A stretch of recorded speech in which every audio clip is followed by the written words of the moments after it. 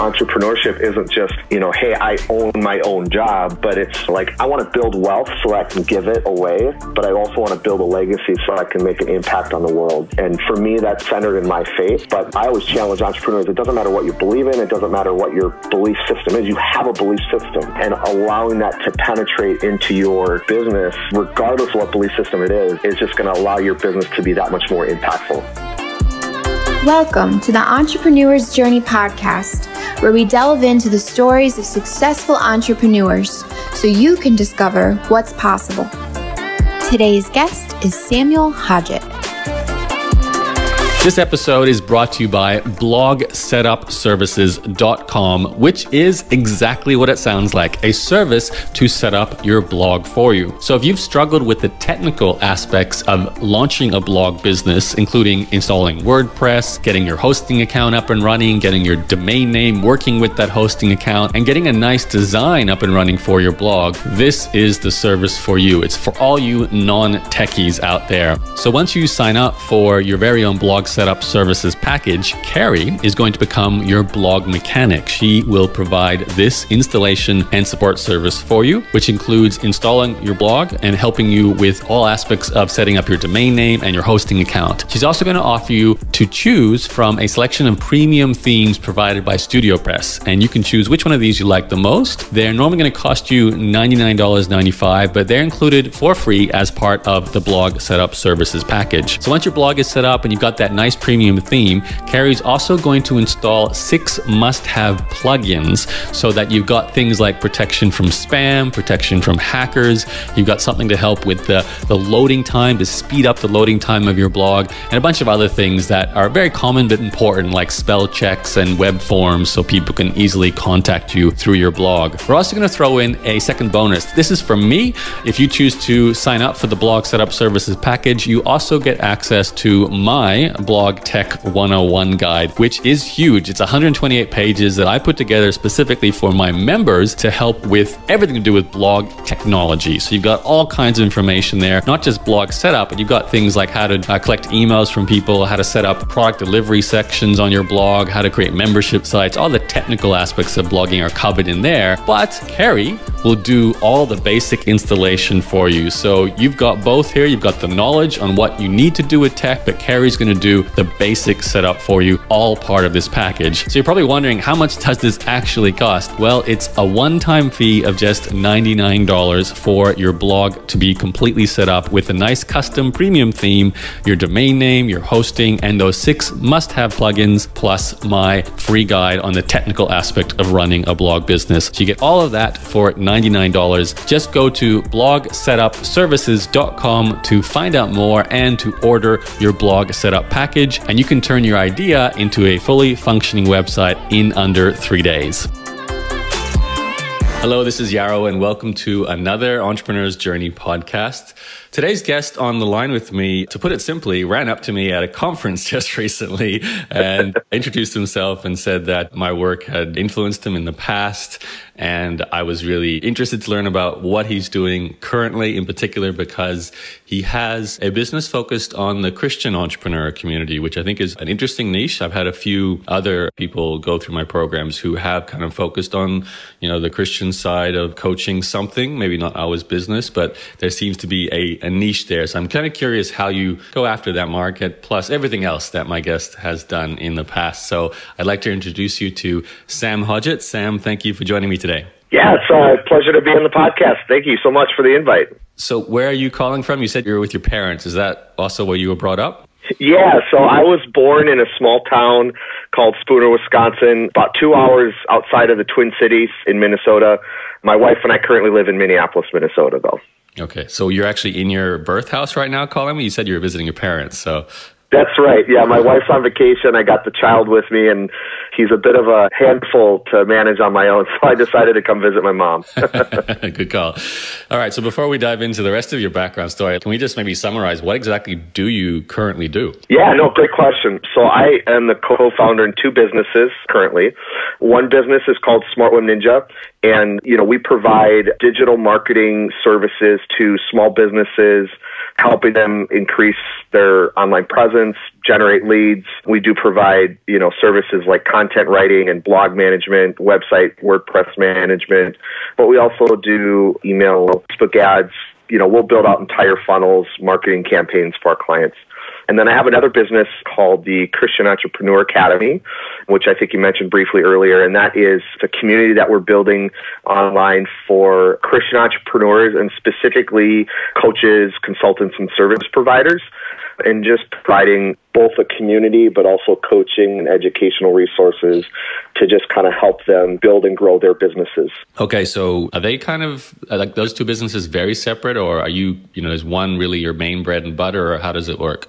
Yeah, no, it's a good question. I actually, if I may just take a step back, I've been freelancing online for almost 10 years now. And the reason I ran up to you at the event a couple weeks ago was one of the very first websites that I crossed for, getting started online was your website, entrepreneurjourney.com. And I signed up for the Blog Profits Blueprint, and I was blown away. I mean, literally my eyes were open to this whole new world and this whole new way of building business, of building wealth, of becoming an entrepreneur. I grew up in an entrepreneurial family, and so ever since that time, and even actually becoming a student in your blogging mastermind course, just applying those principles, I was always this barefooted shoemaker, if I could put it that way. I never got my own blog up and running, but I instantly was working with other people, and I really enjoyed it. Companies that I was working for, friends, family, churches that I was a part of, people needing help with their blogs and with their email marketing and with their websites. And so I just started freelancing for other people. So it was so difficult for me to do it for myself. I found that I enjoyed doing it for other people. And so I just started freelancing. And then until about 2 years ago, so end of 2015, actually, I decided to finally take it seriously and turn it into a full-time income. And so it took about a year, but literally in March of 2017, I quit my day job with Smart Range of the agency. And so that is and has been my bread and butter for the past year. I have a business partner in that business, and he is now full-time as well. And then throughout the year last year, I started connecting with this guy. His name's Sean Quintero. Online, he had this Facebook group for Christian entrepreneurs, and my faith is a big part of my life, and it's a big part of my story. And so I just connected with him. I said, "Hey, I love what you're doing. I love this community. I've always felt like wanting to start myself. Let me know how I can help you." And that led to us partnering up, and now we have a third partner in that too. So the agency has been my bread and butter, but for me, it's always been something that was going to support the next thing. And for me right now, that is the Christian Entrepreneur Academy, which has just been so much fun to get going the last few months here. So awesome. Well, I'd love to talk about both businesses a little bit more, but just before we do that, sure. Yeah. It sounds like we've kind of got the last 10 years have been very focused on this sort of internet marketing world. Before all that, you said your family was entrepreneurial. So what did your parents do, or any other family members? And did you have any other kind of businesses before you got online? Yeah, great question. I love it. So my dad started a machine shop when I was very young. And so I cut my teeth in the working world by sweeping the shop floor and, working my way up. I started running machines, big, heavy lathe and milling machines and drill presses. And I really enjoyed it. I liked getting my hands dirty, but I always felt like I wanted to do something else. My aunts, uncles, grandpas, one grandpa owned auto body shop. My other grandpa owned a bowling alley. I have aunts and uncles owning all sorts of businesses. And I didn't even realize it till later in life, but I was like, wow, there's a huge heritage there. Right around the same time I came across your blog, I also started reading the book Rich Dad Poor Dad by Robert Kiyosaki. And to be honest, I'm not just saying this because I'm on your podcast, but your course and your teaching in that book, those two things really set the course for me. When it comes to businesses that I've done, to be honest, like the freelancing work that I was doing was really kind of when I first started doing my own thing in business. Professionally, I did some sales and IT. I actually worked full time at a couple churches for a while. I actually went to school for church ministry. Well, that's where I met my wife too. And I never really, as much as I felt the call to be an entrepreneur, I just never had the desire to, sell eggs to my neighbors when I was 12 years old. I don't have that story, but it was cool to see how I always recognized that heritage and the influence in my life And even when I started freelancing, I didn't feel like now is the time for me to go full time and build this huge business. But I was seeing the benefits of like, hey, I'm building this income, and eventually, seeing that to where I'm able to go full time, and now my wife is able to stay at home and being able to provide for my family, being able to help out my parents in situations too. So so that's a little bit of my backstory too. So it sounds to me then, before you got the entrepreneur calling, you might have had more of you were thinking, at least maybe in your early 20s, that your career path was actually in the ministry and in the faith. Was that kind of what you were thinking as a young man? Yeah, absolutely. And in fact, for much of my 20s, I had this internal struggle. I really felt like I was supposed to work at a church, like vocational, 9 to 5, 40 hours a week. Like that was going to be my job. The further I got into my adult life, the more and more I felt this draw and this need to be an entrepreneur. And I struggled for so long to see how those two things could connect and how I would be able to, quote unquote, do both at the same time. And so even when I was working at a church full time, I still found myself, picking up side jobs here and there because I just couldn't let it go. I couldn't not do it. And it just got to the point that I had stepped away from a church position, and I was kind of looking at some other churches, and nothing was working out. And at first I'm like, I'm frustrated. I thought I was supposed to keep working up the corporate ladder in the church world, and can I just ask go to a bigger church. Sam, just before I'm actually curious, because all I know of if you work at a church is you're basically a priest, I'm assuming, and you're trying to work your way up the priesthood. What kind of jobs were you doing at the church? Great question. Yeah. So I was actually creative director or music director. And so the churches that I was a part of were more modern or contemporary churches. So the music we would sing is, I wouldn't say the kind of stuff you'd hear on the radio, but it was more pop focused, more kind of rock and pop type influence music. So, very much guitar, bass, drums, piano. And if you contrast that to a more traditional church, organ and piano, there's a lot more technology and there's a lot more people that are involved. And so when I worked at the church, my job was really twofold. I was kind of the creative director in the sense of I was in charge of all the media. I was in charge of all the graphics. I was in charge of content in a sense. But then I was also a leader of, the one position I had basically 50 to 60 volunteers that I was responsible for on a weekly basis. So, okay. So it doesn't sound like a terrible job. I mean, what was the part that kept pulling you out of that world, or you wanting to add to it? What was the need? I'm glad you asked that because I never felt like I was being pulled out of it. I just felt like I was being pulled in two different directions at the same time.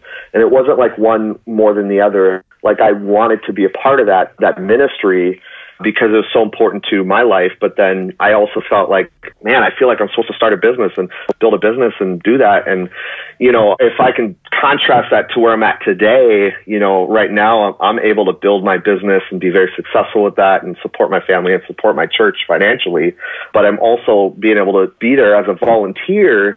And, to me, the thing about my faith and ministry and, many people think it's like, oh, yeah, even to your question earlier, they think, oh, if you work at a church, you're a priest and you do this and you do that. And the truth is ministry is life. It's everything you do, every conversation you have, every action is a representation of who you are. And this goes beyond Christianity. I mean, any belief system you have, your life is a representation of that. And I just became to realize more and more that my ability to, quote unquote, be in ministry had less to do with what I did with my day-to-day job and more to do with the life that I lived. And honestly, it's almost the same thing with entrepreneurship. Entrepreneurship isn't just, hey, I own my own job, but it's for me, like I want to build wealth so I can give it away, but I also want to build a legacy so I can make an impact on the world. And for me, that's centered in my faith. But I always challenge entrepreneurs. It doesn't matter what you believe in. It doesn't matter what your belief system is. You have a belief system. And allowing that to penetrate into your business, regardless of what belief system it is just going to allow your business to be that much more impactful.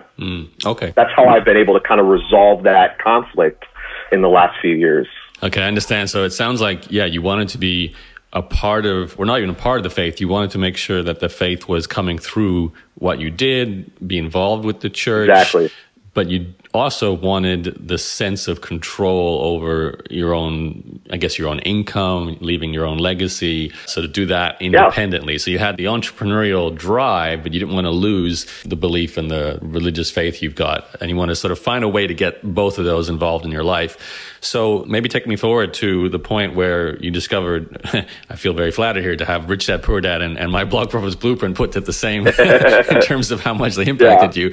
Which of those came first? And how did you even, was there a sort of thought, okay, now I'm going to start looking for a business to start, or did it happen kind of just randomly? Yeah, it's such a good story. Right around the same time, my dad he had read Rich Dad, Poor Dad. We read it together, and it was just, completely, complete mind shift.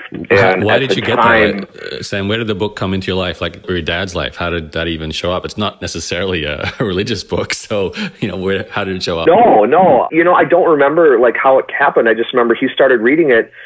And, I'm one of three brothers. We're all similar in age. And so he's like, hey, you guys got to read this book.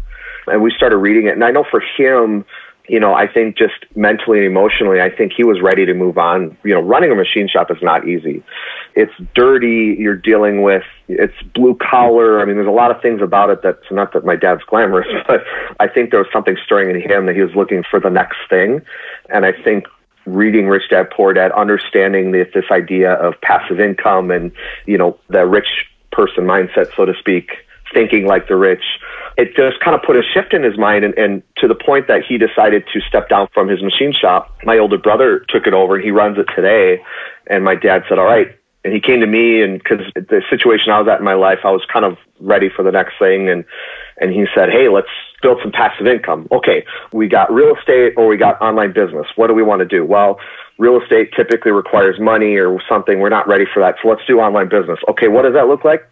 I don't know. Let's go online and figure it out. So that's literally what we did. We went to Google. We started searching for online business and all these things. And that's when we came across you and your program. And we were looking, we were learning from guys like Rich Sheffrin and Yannick Silver. And to this day, when I say Yannick or Yaro, my dad gets them interchanged. But anyway, and so it's just like, okay, there's all these things we could do. And, of course, 10 years ago, the landscape was completely different.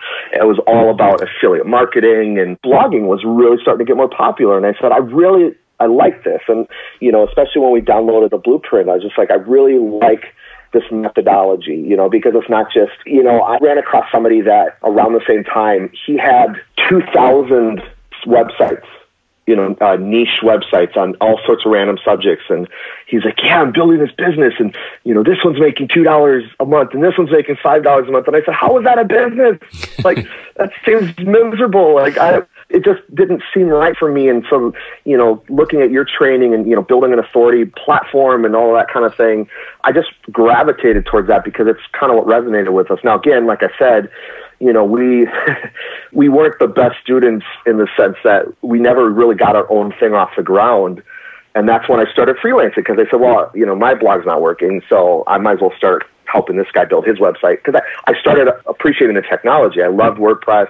I loved this design, and so building the sites, and that's kind of what led me into where I'm at today. But I just wanted to touch on this concept you just said, which is, I think, a common one where people, take a course. In this case, you took mine, and I'm teaching you how to build a blog. You start doing that, but, for whatever reason, it's just not working for you. You're not turning it into a business. And that's common. But then you think, okay, I've gained some knowledge about this area. Maybe I could become a freelancer and do this for other people. Now, I have to ask you, though, how do you have the confidence and the belief to charge money for a service when you haven't been able to actually, build your own business at the time? That's totally fine. I understand you can provide value still, but you were a beginner. You would have had, I'm assuming, quite shaky self-confidence around this whole internet business thing. So to then go out into the world to say, listen, I can build your blog or whatever, that takes some kind of confidence from somewhere. So how did you kind of make that work from a mindset perspective?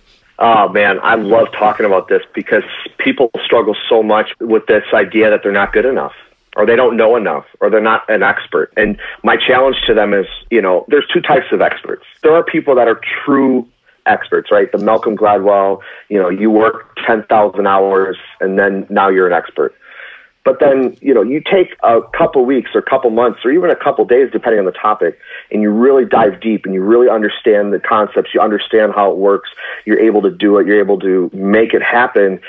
And at that point, there's a good chance that you know more about that one topic than 99% of the world or more. And so your ability to go to someone and say, hey, I'm learning about this thing. I see that you need some help with this. I would love to help you out.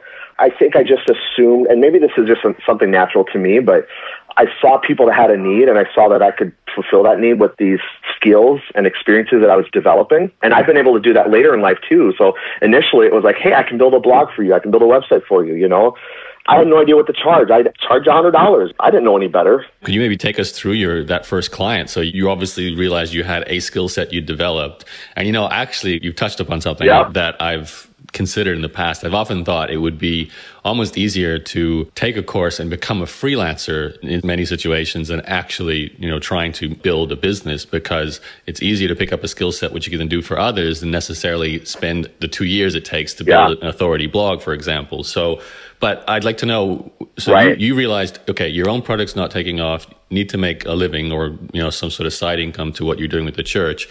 How did you get your first client? Right. What did you offer them? And like you said, how did you come up with pricing and all those sorts of newbie things?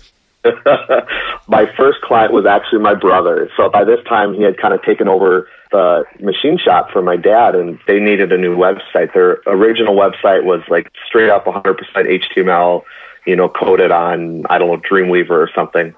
And keep in mind, my family lives in a very rural area. You're 45 minutes away from the closest Walmart or Target, which in America, 90% of people live within 30 minutes of a metro area or something like that. So it's very sparse. I mean, there's like 10, 20,000 people in the entire county. And so the types of B2B businesses are like the company that was quoting them a new website, they do telephones and they do computers. And it's just like they're kind of an all-in-one shop. And they were going to build a site on like Google Sites, and they wanted to charge them like $600. And I said, well, first of all, that thing looks ugly. And second of all, you should be on WordPress. And you know what? I'll do it for $300. And he said, okay, great. We were going through your course and we were trying to build some of our own authority sites. And so I'd already gotten 2 or 3 or 4 sites under my belt. I knew what plugins to use. We found this theme that allowed you to adjust a lot of design elements on the front end. So I didn't have to really learn a lot of code. And I was really good at Google. So if I didn't know what to do, I would find it. That's what I did. I did that site, and I just kept doing more and more, learning more about email marketing. I worked at a business that needed it. When I left that job, they called me up and said, hey, we still need you to do this. I said, great, $500 a month. They said, awesome, let's do it. And so it was just kind of like starting to realize that I had a skill set and I could actually monetize it. And, while I was perpetually working on my own kind of brand and authority. So it sounds like a lot of your first initial freelance customers were just your classic small town word of mouth scenario. Definitely. Yeah. And I will never underestimate the power of networking. And I learned this very early on, and really around that time, how important it was for me to be connected to other people. 10 years ago, it was still very heavy on in-person relationships. And obviously, in a church community, there's a lot of connection there, but I would go to different meetups, people I knew from my college, from university, and, just putting the word out there, like let people know who you are and they're going to find you. And that's the same whether you run an authority site or you're a service provider. It was just letting people know that, hey, I can actually do this. Like, by the way, and people would be like, oh, you build websites? I'm like, yeah, I've been doing it for 3 years, but if you don't say anything about it, no one's going to know about it. So networking was huge for me. And even to this day, even as I went from like building websites to more digital marketing services and much, much larger packages, if you go to our website today, it's not that good. But, we've been able to continue to build our business through word of mouth referrals. And I would say we've been blessed in that regard, that we're still kind of barefooted shoemakers. But I would say it's a testament to our clients. Like, I want them to be first and foremost, make sure they have the best image, the best website, the best marketing. And, when we get around to it, we'll do our own. But we've been able to build it so far. So Yeah, it's actually a really good point how what you really need is to show how good the work is you've done for clients is, not necessarily for yourself. Like people get caught up, I can't go get customers until I've got the perfect website or the perfect funnel or the, whatever. But really, the smart thing to do is go out there and get a client, do the perfect service for them first and lead with your customers. Because if you can show a portfolio of work you've done, that's going to get more clients than necessarily, it's nice to have your own good, presentation as well. That's something that comes eventually, but it's a lot more important to have clients. So well, take us forward. So you're freelancing. I'm assuming you're still working in the church and this is a side project. So how does it go to, I think when you emailed me, you said your agency's it was doing like 300 to $500,000 a year in business at one point. Is that right? That's our goal for this year. Right. Okay. So what was the last year's sort of numbers? What were you doing? Yeah. So if you don't mind talking about it. No, not at all. We really started building it in 2016. So sometime, actually about 2 years ago now, Smart Web Ninja was effectively born. And when we kind of relaunched, if I could put it this way, so up until that point, I really kind of freelanced anything and everything. And actually, one of the reasons I feel like I never was able to build a business I wanted is because I was a jack of all trades. I mean, I was doing everything from building websites to, doing social media and video production. I mean, just everything. And I wasn't good at any of it. And I said, I can't do this anymore. And so, we came across Dan Norris, fellow Aussie of yours. At the time, he had this company called WP Curve, and they were offering WordPress website support for like $100 a month. And also, he had kind of this, he called it the 7-day business setup challenge or something, where he was kind of helping entrepreneurs just kind of start a business. And his story kind of rekindled that passion in me to like, all right, I can do this. I can actually build a business and not just be a random freelancer. And so that's what I did. I said, we're going to do this WordPress website support business. And that's how we started. We had packages from $50 a month up to $200. And of course, our prices are more now. But, so 2016, I think our total revenue was like $20,000 or something. I mean, at the time, I was doing sales at an IT company. I had a good job in that sense. So last year, we said, all right, we want to do more than just WordPress support, because if we want to be $1 million business and we're only selling this at $100 a month, that's 10,000 clients. Yep. That's a lot of clients. Like, I don't want 10,000 clients. Like, I want like 100. And I'm like, okay, well, let's flip the switch then. If I want 100 clients, I got to be charging them $1,000 a month or $10,000 a month or whatever to get to, $1 million in sales. So we started pursuing more and more digital marketing. I had the experience with a lot of it, with email marketing and social media. But about a year ago, we specifically started focusing more on funnels, marketing funnels and Facebook ads. And much like I did when I started out building websites, I took about 2 months and I really dove deep into reconnecting myself with these different systems and technologies and tactics and skills. And I kind of put the word out there. I said, hey, we're building this part of our business. And we actually offered to work with a couple people for some free trials. So like we'd run a campaign for them for 2 weeks. We'd say we do it completely free of charge. The only thing we ask is that you cover the ad spend and you give us a testimonial at the end of it. And so we did a couple of those. And so last year we started building more and more of the marketing retainer business. And I think by the end of the year, our revenue was, somewhere between 70 and 90,000. We kind of had some unofficial things that weren't within the official business. So there's like 2 or 3 different entities we're working out. A long story. But then at that point, it's like, all right, well, I'm full time now. And we're getting to the point where my business partner would be able to kind of come full time. And so, yeah, like I told you, this year we're definitely on track to do, 300 to 500,000 annual revenue. And all the while, working on remaining profitable and building a business that will sustain our, provide for our families, but also, provide really good services to our clients. So, yeah, it's been a crazy ride. So where does the Christian entrepreneur community come into this? Because it sounds like you've had to kind of, you're still very much in the startup phase for an agency. So what's the connection? Yeah, well, like I said, I connected with Sean Quintero online about a year ago. And he had this Facebook group for Christian entrepreneurs. And, 2017 was the heyday still is, but like Facebook groups were just exploding. People were realizing that not only were they great places to find community around specific topics, but also as businesses and entrepreneurs, they're a great way to build an audience and build a community and be able to monetize that community. They were becoming the new email, so to speak. And so I saw what he was doing with that group. And, going back to my story and how I kind of had the struggle of like business and ministry and how are they supposed to relate, when I kind of fell into his group and seeing how he was able to connect the dots and have this community that kind of does that, I just bought in. I said, I've been trying to do this for years and I just couldn't come up with it. And here it is. And so I approached him. I said, hey man, love what you're doing. I'm going to be a customer. I'm going to be a member, but if there's anything else I can do for the community, let me know. He also runs his own digital marketing agency. And so initially we were kind of talking about maybe, doing some, he's really good at copywriting. I was really good at Facebook ads. So, we kind of talked about doing work for each other, and it just kind of led to him inviting me into being a partner at the time it was called Wealthier You, but what is now known as the Christian Entrepreneur Academy. And at the time it was still kind of in beta. Like he had done some coaching with some people and he felt like he wanted to move from this like one-on-one coaching to membership site model, where we can kind of provide coaching and education and community all kind of within this area. We multiple classes, multiple courses available.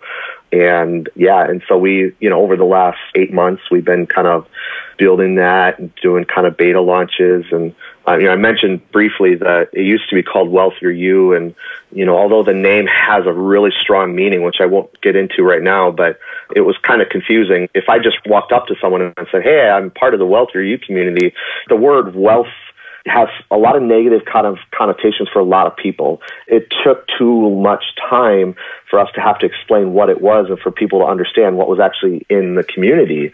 And so that's when we kind of started talking about, well, maybe we should probably rebrand this a little bit and just be like, what are we? Like, well, we're Christian, we're entrepreneurs, and we're kind of building this membership area. So let's call it the Christian Entrepreneur Academy.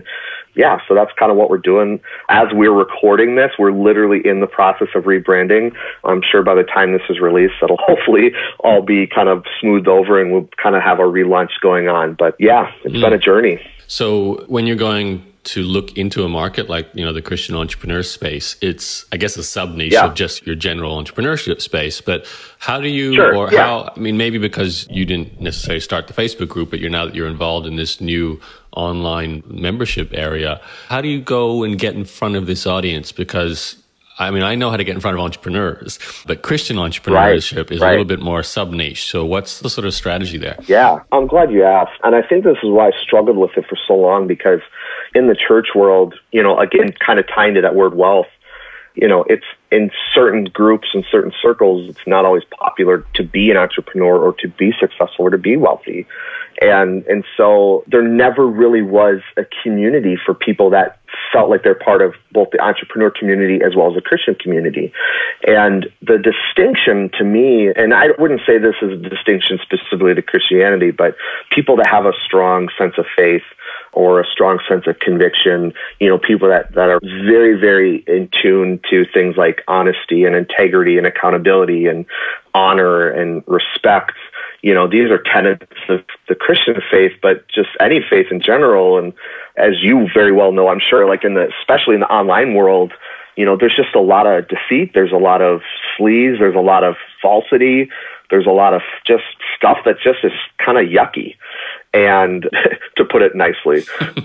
And, so for somebody like me, I'm like, I can't buy into that. I've bought courses from people, not you, but I bought courses from other people. And I'm just like, I don't tell people that I'm in this community because I don't want to be associated with him. The way he talks, people that are like, for example, I'm a huge fan of Gary Vee. I think his message is important for, the millennial community, especially. But, at times it's hard to listen to because he's so vulgar.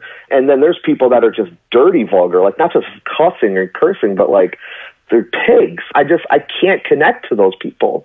And then I started realizing, like, I'm not alone. Like, there's a community out there. There's a community of entrepreneurs that are building businesses specifically online. They're coaches, they're consultants, they're providing services, but yet they have a code. They have a code, and, for us, it's tied into our faith in Christianity, but for anyone, like, there's a sense of, like, I don't want to do things that way. I want to do things with purpose. I want to do things with integrity. I want to do things with honor and respect and accountability. And, people are searching searching for that. I mean, we have a Facebook group, a free Facebook group called Christian Entrepreneurs Building Your Business with Purpose. And, right now we're somewhere between 3,500 and 4,000 members. And I mean, we get 50 to 100 requests a week. And the thing we hear more than anything is, my goodness, I've been looking for this group. Like, I've been searching for a Christian entrepreneur community, and it's not out there. It's so if you think about, I can't remember who wrote the book, but the concept of the red ocean and the blue ocean, Christian entrepreneurism, completely dark blue ocean. From business perspective, I'm like, well, there's obviously an opportunity there. You have an amazing community with the Laptop Lifestyle Academy. And I have friends like you and I have a mutual friend with Rachel Peterson. She's got Social Media United, and, there's the Screw to 9 to 5 community, and there's, Stu McLaren's got his, there's a lot of groups out there. So when you put us in that general entrepreneur world, it's like, well, that's a red ocean. We're not the only membership out there that's teaching people how to grow business online. But to do it through the lens and through the filter of our faith, there's a huge group of people out there that are looking for that and want that, because for them, and this isn't for everyone, clearly, but for those people, their faith, like me, is central to their life, and it's central to their business, and it's central to who they are, and so not just the fact that there's an opportunity there, but there was a need there, and a need for that community to be served. And that's the same vision that Sean Quintero had when he first started the group. And so when I saw it, when I became a part of it, I said, I have to be a part of this because I feel at home. I actually bought a domain 6 years ago called Worshippreneur, right? Worship as in church worship, and then preneur, you get it. And I never did anything with it. And so I've been struggling with this concept for years. And I feel like I finally found it, where there's this community of people that understand that you can be an entrepreneur and you can have your faith, and it's okay, and we're teaching people that it's okay, and we're bringing scripture into our teaching, and it's not a theology class. I mean, in fact, if people come into our group and they start preaching and they start throwing theology things, we just get rid of that stuff because it's not the purpose of the group. We're very much focused on business. We're very much focused on, marketing and growing, but it's kind of through that lens, so.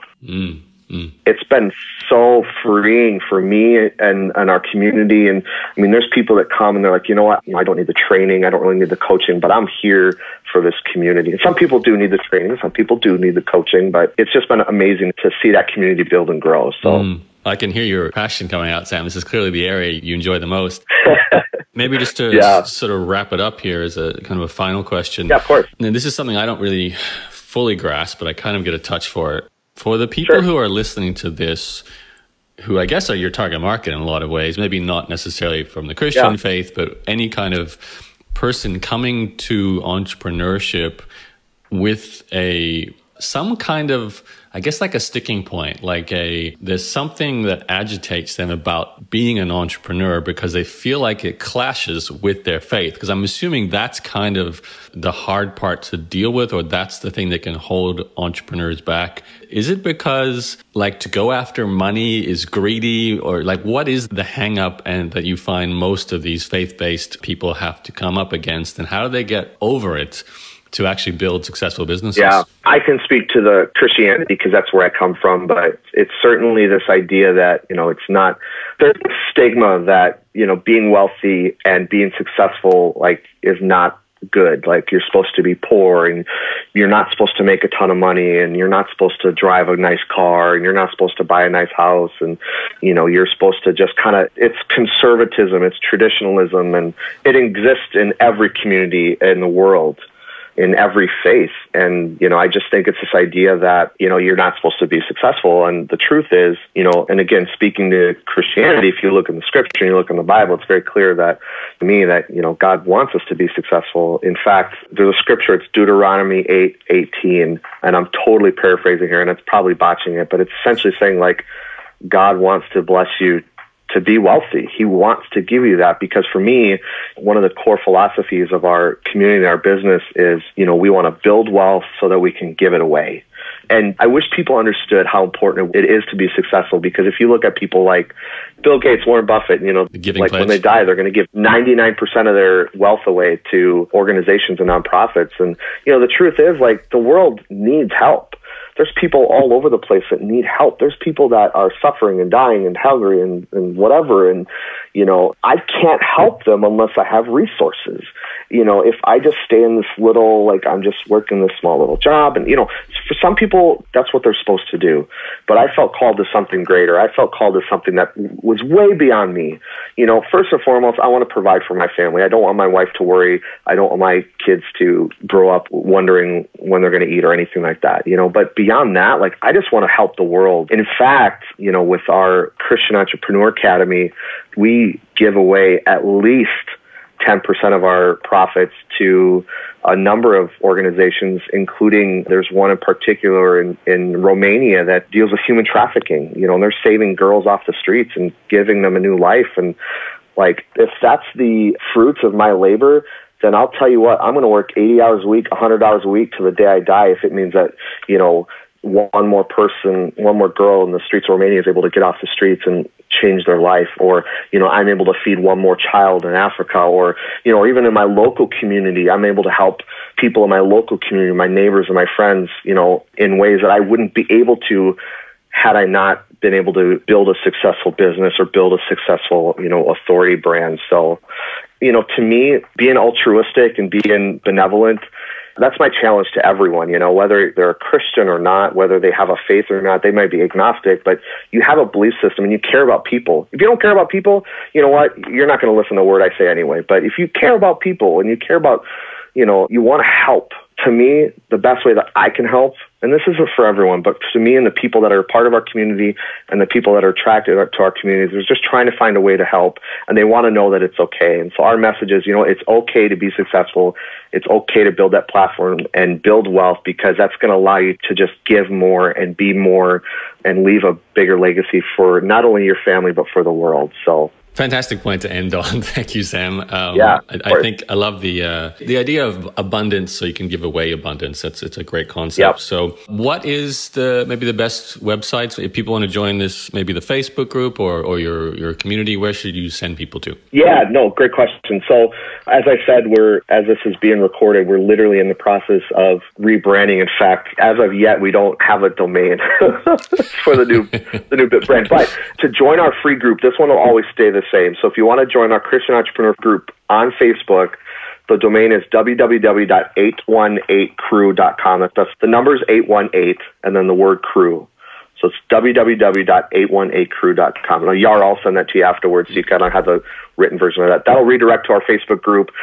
That's the best way to get into our Christian Entrepreneur community, find out more about what we do. And for me, I'm on most social media platforms as Samuel Hodgett.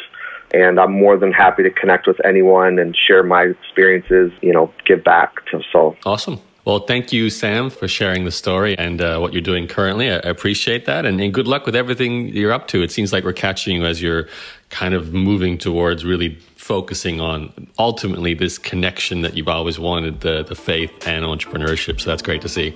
Yeah, no, I appreciate the invite. It's been great to share my story. Thanks, Sam. You bet. Hey, this is Yaro again. Thank you for listening to this episode of the Entrepreneur's Journey podcast. Before you go, would you mind taking 1 minute of your day to leave a review for the EJ podcast? That will help this podcast to reach more entrepreneurs like you and also allow me to continue to conduct these fantastic interviews. To leave your review, all you have to do is open up your iTunes app, find the Entrepreneur's Journey podcast, and then click the review button to type in a short review and leave your 5-star ranking. I'd really appreciate that. Thanks again for taking the time to do this, and I'll talk to you again on the next episode. Here's a sneak peek for the next episode. Everything atrophies. There's diminishing returns no matter what. If you don't keep maintaining or growing things, they naturally go backwards. They reduce. So your traffic will go backwards if you stop producing any content. You stop that podcast, you stop that YouTube channel, you stop writing new blog posts. Eventually, you're going to be replaced by other people's content. Thanks for listening to the Entrepreneur's Journey podcast, the original entrepreneur interview podcast established in 2005. For more episodes, head over to ejpodcast.com. See you next time.